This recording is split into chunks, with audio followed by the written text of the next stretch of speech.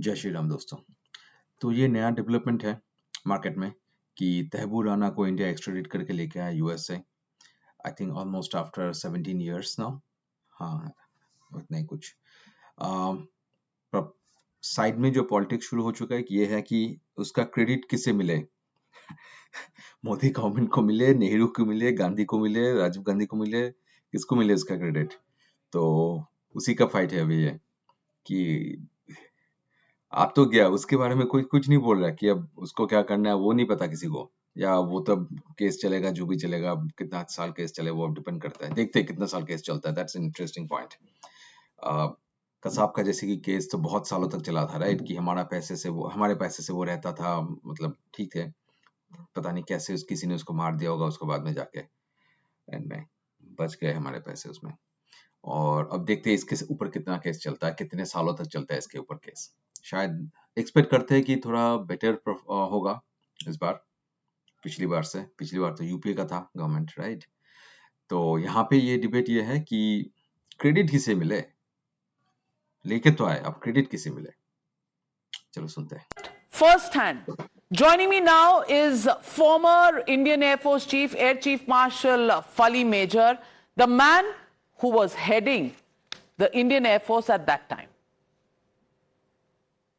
Fali Homi Major, I want to ask you, Chief, Tahavvur Rana landing in India, in Indian custody today, what does this mean in terms of a breakthrough in the investigations and taking forward the attack of 26/11 and the retribution that the country has been expecting following that terror attack?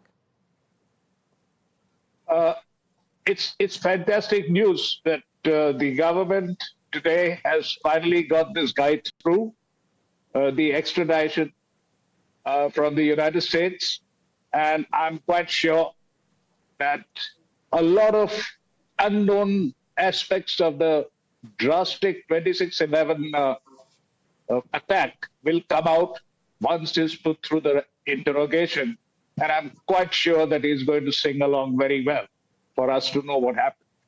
But I'm disappointed about one thing, that it's a little too late. Because if we had hit those guys then, probably this guy would have been history by now. तब हमारे पास unknown gunman नहीं था ना, होता तो कुछ और होता। Anyways. Well said. Chief, you had said this earlier as well, that you were ready, the Indian Air Force was ready, and the strike should have happened at that time. Can you take our viewers through what was the situation? Did you make a presentation to the then political leadership, and what was their response? Soon after this attack, that our preparations had started, that this is a terrible, terrible attack. We've lost, I think, almost about 170 people. And I'm sure that the government would ask us to take some kind of action. At that stage, we didn't know whether it would be the Air Force, Army, or whoever. But we were quite sure, and as Air Force men, we prepared our own alternatives. And then, now coming to your question, yes, I think it was the third or fourth day after the attack that we were called into the Prime Minister's office, the three chiefs, and of course many others who were related, who were involved in this. And we were asked as to what kind of options we have to launch a retaliatory strike, a precision strike. And we gave out our options that we will be ready to undertake the strike if asked in the next 18 to 24 hours. That's it. What were you told when you offered that within 18 to 24 hours you would be ready? Was there a response from the other side? No. Nothing at all? There was no response. And in such matters, whenever you put forward an option or a proposal, our mandate ends there. And then it is left to them to let us know. And once this was done, when we went back, we kept those plans active. Actually, we did it very quietly on a totally need-to-know basis, and only the people and forces which were involved, would get involved in this operation, were informed. But we maintained this readiness for quite a long period. How long? I think almost about 10, 15 days. Should we have acted decisively then, or is the present dispensation of a nature that is more in tune for taking decisive decisions? What would be your view on that? Mine would be a Question. one-word answer, and that is Balakot. Now draw your own conclusions. All right. A man of few words, Fali Homi Major, always forthright, always somebody who calls a spade, has made his verdict clear. तो I think और इससे ज्यादा क्या ही बोले, वो एक ही word में उन्होंने पूरा आंसर कर दिया कि बालाकोट की। अब जब बाद में जब हुआ वैसे तो उसका एक रिटेलिएशन जो हुआ था वो था बालाकोट, उसका जो रिस्पॉन्स था वो था बालाकोट।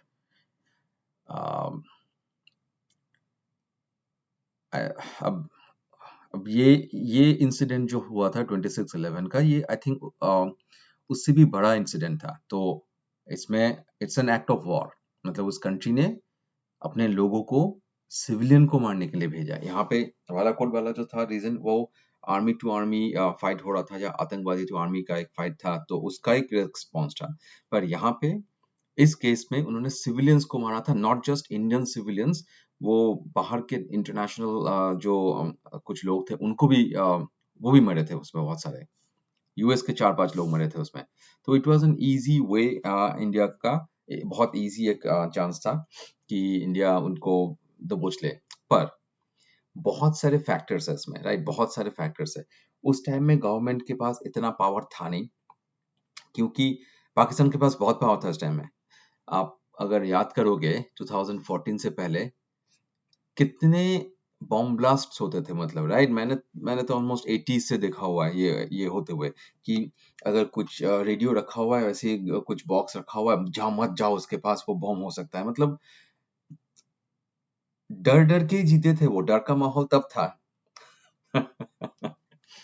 डर का माहौल तब था कि ट्रेन में जा रहे हो और मतलब ट्रेन में जाने का एंजॉयमेंट नहीं है, अब बस ये देखना है कि तुम जिंदा पहुंच जाओ वहां पे। बस तुम एक कंट्री में रहते हो, it's a proper democratic country है वो, पर ट्रेन में बैठते ही, मतलब हम लोग नॉर्थ ईस्ट से है, राइट, तो हमें वो बहुत ज्यादा दिखा था उस टाइम में। मतलब हमें बस ये डर लगता था कि हम लोग जिंदा पहुंच जाए, या हमारे जो लोग जा रहे हैं वहां पे एक जगह से वो दूसरी जगह पे, वो बस जिंदा पहुंचे, मतलब वो एम था, मतलब लाइफ का। आज अगर सुबह निकलेंगे तो शाम का नहीं पता। मेरे मेरे कुछ भैया, उनका वो हुआ था, मतलब एक्सीडेंट का, बॉम्ब ब्लास्ट में उनका डेथ हुआ था, मुझे याद है। मतलब I knew them pretty well. एक टेररिस्ट अटैक था, बॉम्ब ब्लास्ट था, मतलब मर गए वो उसमें। तो किसी को नहीं पता था कि कौन जिंदा वापस आएगा घर पे शाम को। तो वो था माहौल कंट्री का, वो था इंडिया का स्ट्रेंथ। अब अगर देखोगे तो वैसा कुछ नहीं है यहाँ पे, वैसे साइंस नहीं लगे होते कि कुछ किसी चीज को छूना नहीं है, ये नहीं करना है, वो नहीं करना है, वो नहीं है अभी। वो अभी बॉर्डर के उस तरफ हो रहा है, वो डर के जी रहे हैं अभी। वो डर के जी रहे हैं कि अब पता नहीं मैं मस्जिद जाऊं या कहीं मार्केट जाऊं, कोई मुझे ठोक ना दे वहां पे।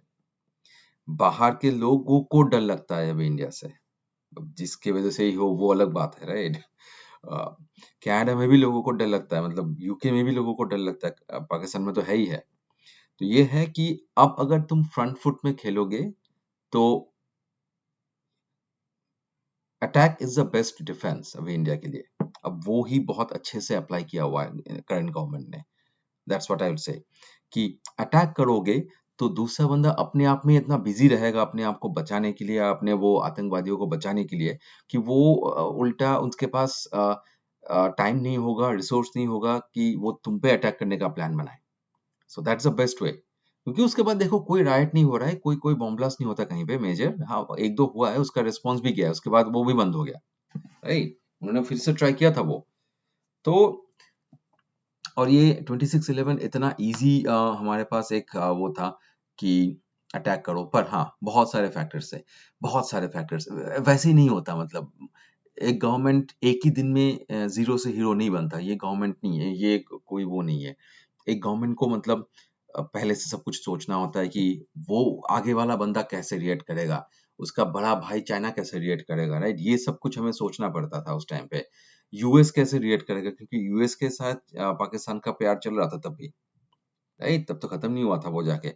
अब ये मोदी गवर्नमेंट के वो जो कूटनीति जिसको बोलते हैं, राइट, फॉरेन पॉलिसीज, राइट, ये सब से मतलब उन्होंने धीरे धीरे पाकिस्तान को घेरना शुरू किया, एक्सपोज करना शुरू किया। अब उसका स्ट्रेंथ अभी बहुत कम है। अब अगर इंडिया अटैक करने जाए तो यूएस आएगा नहीं फॉर श्योर, वो तो आएगा ही नहीं। चाइना आने का सोचेगा, पर शायद चाइना भी ना आए ओपनली। हाँ, ओपनली शायद ना आए चाइना, रीजन बीइंग चाइना की भी लगी पड़ी है अभी, यूएस के साथ वो भी बिजी है। अब वो हर किसी को अपना एनिमी नहीं बनाना चाहेगा, राइट? अब कुछ दिन पहले आई थिंक चाइना के न्यूज़पेपर में भी मोदी का तारीफ बहुत आ रहा था कि अरे मोदी इतना अच्छा है, मतलब वही घूस खिलाने वाला टाइप का। चाइनीज वो बहुत सिंपल माइंडेड है, उनका दिमाग नहीं ज्यादा चलता। मुझे लगता है वो उसका उनका पॉलिटिक्स दिख जाता है बहुत कि वो क्या करने की कोशिश कर रहे हैं। बट एनीवेज वो ऑफ टॉपिक है यहाँ पे। तो यही था कि उस टाइम में इंडिया के पास इतना स्ट्रेंथ नहीं था, और अगर ये यूएस आ जाता पैसे लेके, वो यूएस आर्मी लेके ना आता, शायद वो पैसे लेके आ जाता, और पैसे से वो पाकिस्तान के पास स्ट्रेंथ मिलता उसको। चाइना आ जाता वो लेके, यूएस के इंडिया के पास बहुत सारा डिप्लोमेटिक लेवरेज था नहीं, मतलब। अब अगर आप मोदी को देखोगे, वो जैसे बाहर कंट्री में जाता है उसको उनका एक रेस्पेक्ट लेवल होता है। मनमोहन सिंह का अगर आप वीडियोस देखोगे तो उनका रेस्पेक्ट लेवल बहुत ही कम था बाहर के उसमें, उनका कोई वो पर्सनैलिटी नहीं था कि वो लोग उन पे आके ट्रस्ट करें उनको, या उन पे अट्रैक्ट हो उनके वहां से। उनका कोई सिग्नेचर मूव नहीं था वैसे, राइट? You understand, right? जो सिग्नेचर मूव जो मोदी का है, मतलब उनको लगता है कि ये मोदी है, right? ये है कोई एक एक इंडिविजुअलिटी है उनका, एक मतलब 10 लोग 10 वर्ल्ड लीडर खड़े होते हैं तो उनको लगता है कि हाँ, सबको लगता है कि हाँ ये एक बंदा है। मनमोहन सिंह ऐसा था कि he is trying to be invisible, he's trying very hard to be invisible, कि कोई मुझे देख ना ले, कोई मुझे कुछ पूछ ना ले कि क्या करना चाहते हो तुम नेक्स्ट, अगले साल क्या प्लान है तुम्हारे। कोई मुझे देख ना ले, कुछ पूछ ना ले, मतलब ऐसे रहूं चुपचाप, ऐसे खड़ा रहूं, मतलब कि मैं हूँ, नहीं हूँ मैं यहाँ पे, मैं कहीं और हूँ, मतलब मैं कहीं और हूँ। बहुत जोर से सोचो, हो सकता है कि तुम कहीं और ही पहुंच जाओ। उनको देखने से वही लगता था कि मतलब वो चाहते ही नहीं थे कि वो उसमें रहे, कोई ना उनके पास आ रहा है ना वो किसी के पास जा रहा है। बट एनीवेज, और एक पॉइंट, डीमोनेटाइजेशन। आपको क्यों लगता है कि ये पाकिस्तान अभी ऐसे हालत में है, ना फाइनेंशियल उनके पास स्ट्रेंथ है? क्योंकि सडनली जब ये डीमोनेटाइजेशन का जो पूरा प्रोसेस इंडिया ने किया था, एक मतलब मोदी ने जब वो पूरा प्रोसेस किया था, कांग्रेस के फालतू वाले लेक्चर है वो उस पे नहीं जाते, मतलब पता नहीं क्या ही बोलते रहते, वो पागल है। पर ये इफेक्ट अभी जो आप पाकिस्तान को देख रहे हो कि उसका बैकबोन टूटा हुआ है, उसका एक एक ब्लो डीमोनेटाइजेशन भी था, क्योंकि वो हुआ था बोल के ही पाकिस्तान में जो फंड्स थे, मतलब अवेलेबल फंड्स थे, जिससे कि वो उन्होंने छाप के रखे थे और जो कि मतलब वो मार्केट में देते थे। अच्छा, उसके साथ डीमोनेटाइजेशन हुआ, उसके बाद डिजिटाइजेशन भी शुरू किया इन्होंने। अब इंडिया में मतलब बहुत इजी है मतलब पे करना डिजिटाइज्ड फॉर्मेट में, राइट? तो ये सब कुछ नहीं था पहले, राइट? ये सब कुछ भी नहीं था पहले।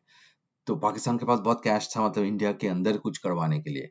अब पाकिस्तान के पास सडनली बहुत कैश एकदम नहीं है, क्योंकि कोई डिजिटली तो कोई पेमेंट करेगा नहीं ना कि ये लो मैंने तुम्हें यूपीआई में पे कर दिया, 2 करोड़ रुपए, जाके बॉम्ब ब्लास्ट कर लो, तो पूरा ट्रेस रह जाएगा उसका, राइट? तो वैसा कोई करना चाहेगा नहीं। ये सारा कांड और काम होता है वो बैग वाले कैश बैग के अंदर, मतलब।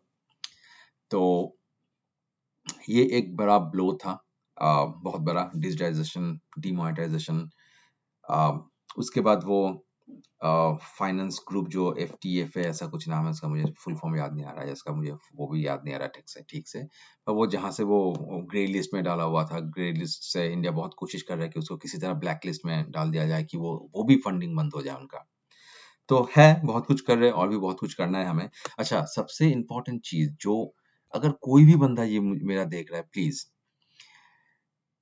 बॉलीवुड को एक कुछ करना है उनका, क्योंकि बॉलीवुड ये एक ग्रुप ऑफ आतंकवादी है। ये सारे बॉलीवुड में जो भी रहते हैं ये लोग, ये सलमान खान, शाहरुख खान, ये सारे सॉफ्ट सिंपैथाइजर है आतंकवादी के। मतलब ये जा के फिर से अभी वो पाकिस्तान के जो एक्टर्स है, उनको बुला बुला के फिर से मूवीज बनाने की कोशिश कर रहे हैं ये लोग। इंडिया ने उनका क्रिकेट टीम नहीं भेजा वहां पे खेलने के लिए कि उनका और खराब हालत है और खराब किया जाए उनका हालत। और ये बॉलीवुड, मतलब कोई पता नहीं है, मुझे समझ में नहीं आता कि कोई केस क्यों नहीं कर देता इनके ऊपर कि ऐसे कैसे कोई कर सकता है कि मतलब ये तो एंटी इंडिया हो गया, एंटी नेशनल का स्टेप हो गया, राइट ये। तो और मुझे ये भी नहीं समझ में आता कि गवर्नमेंट क्यों इन्वॉल्व नहीं होता है इसमें, कि ऐसे कैसे तुम बुला सकते हो कि अ, मतलब ये तो वो हो गया ना कि तो बहुत ही अजीब हो गया कि मतलब अब अमेरिका अगर ओसामा बिन लादेन का जो वो है सेकंड इन कमांड है, या ओसामा बिन लादेन के जो घर के लोग हैं उनको अब बुला बुला के अगर वो हॉलीवुड में उनको मौका दे कि अरे इनको भी मौका देना है मुझे, राइट। अरे उनको क्यों, हजारों लोग हैं तुम्हारे, हजारों कंट्रीज है, वहां से लोग ले आओ। अगर तुम्हें इतनी लोगों की कमी है, श्रीलंका से ले आओ, नेपाल से ले आओ, राइट। अगर तुम्हें लोग ही चाहिए इनको एक्टिंग करना है, और उनको क्या ही एक्टिंग करना होता है, मतलब क्या है, मतलब ऐसा ऐसा तो है नहीं कि मतलब उनको कुछ उनको छोड़ के कोई एक्टिंग कर नहीं पाता, राइट। और वैसे लोगों को वो जॉब देने की कोशिश कर रहे हैं वहां पे, या पैसे डालने की कोशिश कर रहे हैं उनके ऊपर, जो कि एंटी इंडिया है वो। और उनको अगर आप सपोर्ट करोगे तो you are also an anti India. ये आपको, उनको ये समझना पड़ेगा। बॉलीवुड के जो लोग हैं हमारे यहाँ पे, ये सारे खान, और सारे सारे के सारे खान, एक भी नहीं, मतलब सारे के सारे खान पकड़ लो। और ये कुछ जो खान के सारे आसपास ये घूमते रहते हैं कुछ लोग। तो ये एक बहुत इंपॉर्टेंट सिचुएशन है जो कि हमें देखना चाहिए, पता नहीं कैसे हैंडल होगा, but anyways First hand. Sorry click हो गया। मैं इसको अभी यहीं पे बंद करता हूँ। सब्सक्राइब करना है थोड़ा सा कर लो, अगर लोगों से शेयर करना चाहते हो वीडियोस, प्लीज शेयर कर लो। और समझो मैं क्या बोलने की कोशिश कर रहा हूँ। अगर आपको लगेगी कि मैं कुछ गलत बोल रहा हूँ, या पॉइंट ऑफ व्यू मेरा ठीक नहीं है, या कुछ और ऐड करना चाहिए, वो मुझे कमेंट्स में बताओ अगर हो सके तो। या I think that's it. Vande Mataram.